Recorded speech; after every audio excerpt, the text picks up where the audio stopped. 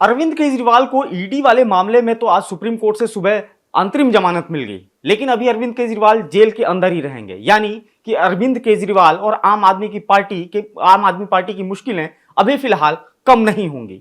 आखिर इसके पीछे की वजह क्या है, इसको आज जानने की कोशिश करेंगे। और इस डेली लाइन के डिबेट में हमारे साथ इस मुद्दे पर बात करने के लिए जुड़ेंगे हमारे पॉलिटिकल एडिटर अभिषेक जी। अभिषेक जी, सबसे बड़ी चीज है कि लगातार कई महीनों से यह घटनाक्रम चल रहा है। कई बार जो है एक गोटी जो है केजरीवाल की तरफ जाती है, तब तक जो है आप कहें कि कोर्ट जो है दूसरी गोटी में फंसा देता है। आखिर इसके पीछे की वजह क्या है कि केजरीवाल की मुसीबतें जो है वो कम नहीं हो रही हैं, पहली चीज। दूसरी चीज कि शुरू में जिस तरीके से पॉलिटिकल माइलेज लेने की कोशिश की थी, कहीं अब ऐसा तो नहीं कि वो पॉलिटिकल माइलेज भारी पड़ रहा है, या मंशा ही इनकी यही है किसी के सहारे चलना है? देखिए, ये बहुत स्पष्ट रूप से समझ लीजिए, ये सिर्फ कानूनी लड़ाई नहीं है, इसके पीछे भी एक लड़ाई चल रही है। उसकी वजह से कानूनी लड़ाई खत्म नहीं हो रही है। मसलन आप सोचिए, 21 मार्च से वो जेल में है, बीच में 19-20 दिन के लिए वो बाहर आए थे प्रचार के लिए। तब से जेल में, चुने हुए मुख्यमंत्री हैं, चुने हुए नेता हैं एक राज्य के, और एक मामले से निकल रहे हैं तो दूसरे मामले में फंस जा रहे हैं। एक मामले में बेल मिल रही है तो ईडी ऊपर की तरफ अपील। मतलब उनके पीछे ये एक तरीके से ऐसा लग रहा है कि जिस तरह जांच एजेंसियां, चाहे ईडी हो या सीबीआई हो, वो इतनी तत्परता के साथ काम कर रही हैं, वो एक व्यक्ति के पीछे नहीं, मुझे लगता है एक पूरा सिस्टम है। वो चाहती हैं, या फिर वो चाहती कि इस मामले में कड़ी कार्रवाई हो। अब समटाइम्स आम आदमी पार्टी भी ये कहती है कि सामान्य आदमी के केस में तो ऐसा नहीं होता है, इनके केस में ऐसा क्यों हो रहा है? इसके पीछे एक मेलाफाइड यानी दोषपूर्ण एक नीति है। ऐसा लगता है कि इनको जेल में ही रखना चाहती हैं एजेंसियां, भाजपा उनको अंदर ही रखना चाहती है। इसलिए एक के बाद एक अपील होती है, बेल मिलती है, तुरंत उसके अपील में चले जाते हैं, वहां पर रुकवा दिया जाता है, फिर दूसरे मामले में गिरफ्तारी हो जाती है। आज बेल मिली, फिर अभी दूसरे मामले में वो अंदर है। यानी जेल से बाहर नहीं आ पा रहे अरविंद केजरीवाल, और उनको बाहर नहीं आ पाए इसके लिए पूरी ताकत भी लगाई जा रही है। और ये बात भी सही है, कुछ हद तक ऐसा महसूस होता है कि अदालतें जो होती हैं, अदालतों का निर्णय उस हिसाब से होता है कि जो कागज, जो पेपर्स, एविडेंस उनके सामने होते हैं, उस हिसाब से उनकी कलम चलती है। और यही न्याय का सिद्धांत भी है। तो अदालतों के सामने वो कागज जब रखे जाते हैं, वो प्रोसिक्यूशन उस तरह काम करता है, उतनी तत्परता के साथ, तो अदालत उससे बाहर नहीं जा सकता, उसी दायरे में उनको निर्णय देना होता है। कल ये आरोप पत्र भी दाखिल हुआ जिसमें सीधे तौर पे ईडी ने कहा कि भाई इन्होंने लाभ लिया है, वो 100 करोड़ रुपए वाला जो कथित शराब घोटाले वाला मामला था। तो आप सोचिए, ईडी जिस तत्परता के साथ अपनी कार्रवाई कर रहा है, ऐसे बहुत सारे हजारों केस हैं हमारे आपके जानने वालों के बीच में।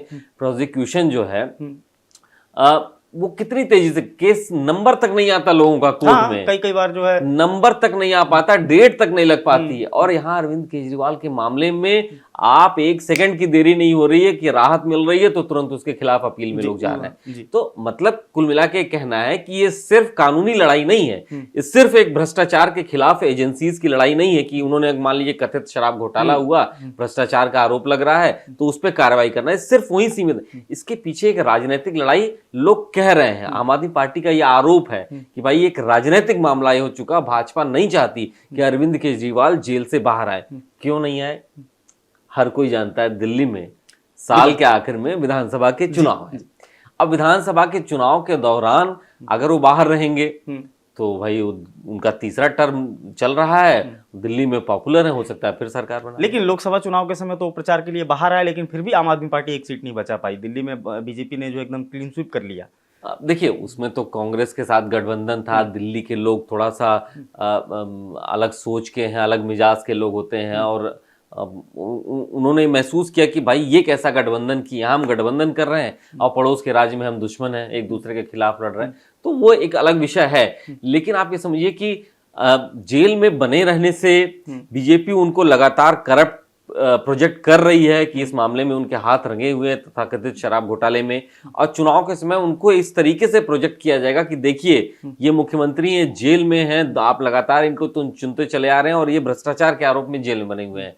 तो बीजेपी इस चीज को ऐसा लगता है कि मोमेंटम बनाए रखना चाहती है, और इसीलिए अब बीजेपी की ही सरकार है और ये आरोप लगता रहता है कि ये एजेंसी सरकार के दबाव में रहती है, ये आरोप लगाया जा रहा है। तो ये आम आदमी पार्टी पूरी कोशिश कर रही है कि केजरीवाल बाहर आए, क्योंकि वही उनके तुरुप का एक का है। अगर वो चुनाव के समय जेल में रहेंगे तो सरकार कौन बनाएगा आम आदमी पार्टी की तरफ से, कौन चुनाव प्रचार करेगा?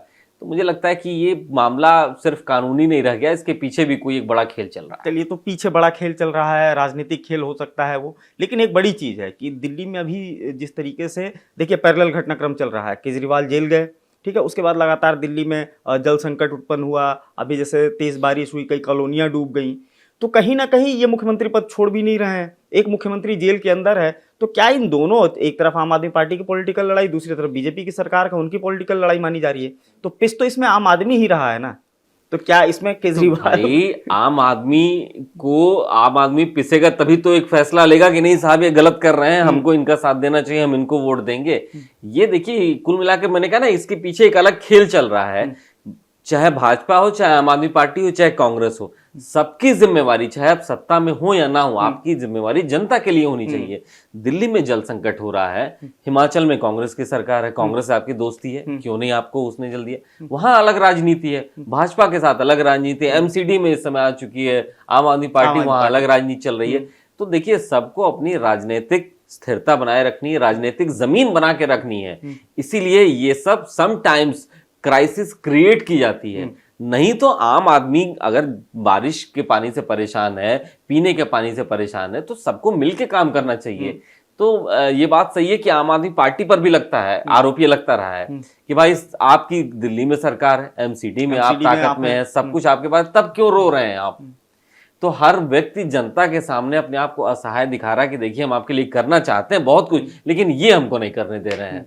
तो मैंने कहा ना कि दिल्ली एक अलग तरीके का राज्य है, उस पर एक स्टडी होनी चाहिए कि दिल्ली को अगर आप पढ़ेंगे समझेंगे तो आपको लगेगा कि वहां किस कदर लड़ाई चल रही है, सामने और पर्दे के पीछे।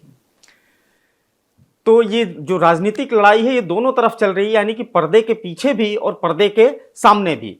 तो अब देखना होगा कि आखिर इसमें आम आदमी पार्टी को कब राहत मिलती है, आम आदमी पार्टी से मतलब अरविंद केजरीवाल को कब राहत मिलती है, और सबसे बड़ी चीज इनके बीच लड़ाई में जो जनता पिस रही है आखिर उसको कब राहत मिलेगी।